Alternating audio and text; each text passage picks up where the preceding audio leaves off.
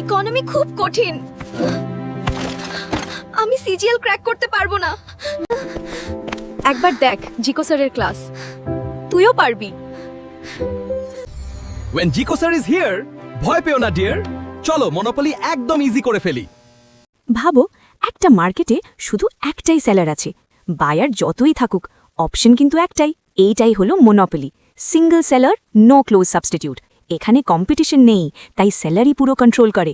সে চাইলে প্রাইস বাড়ায়, সে চাইলে কম জিনিস দেয়। Result, buyer helpless. রিয়েল লাইফে দেখেছো, চয়েস না থাকলে আমরা কতটা হেল্পলেস হই। নিউ সেলার ঢুকতে গেলেই হিউজ ব্যারিয়ার, হিউজ ইনভেস্টমেন্ট লাগে, গভর্নমেন্ট লাইসেন্স দরকার আর স্ট্রং লিগ্যাল প্রোটেকশন থাকে। কিন্তু আসল টুইস্টটা শোনো, মনোপলিতে সেলার লাভ করে ঠিকই, কিন্তু পুরো সোসাইটি বেনিফিট পায় না। এই লসকেই বলা হয় dead weight loss. Quick exam revision. Monopoly মানে এমন একটা মার্কেট যেখানে একজনই সেলার থাকে, তার প্রোডাক্টের কোনো ক্লোজ সাবস্টিটিউট থাকে না, তাই সে নিজেই প্রাইস ডিসাইড করে। সে হলো প্রাইস মেকার। আর হাই এন্ট্রি ব্যারিয়ারের জন্য নতুন সেলার সহজে মার্কেটে ঢুকতে পারে না। এই 4টা পয়েন্ট মনে রাখলেই মনোপলি ক্লিয়ার। আর এমন সিনেম্যাটিক লার্নিংয়ের জন্য সাবস্ক্রাইব করো নিখিলিফাই।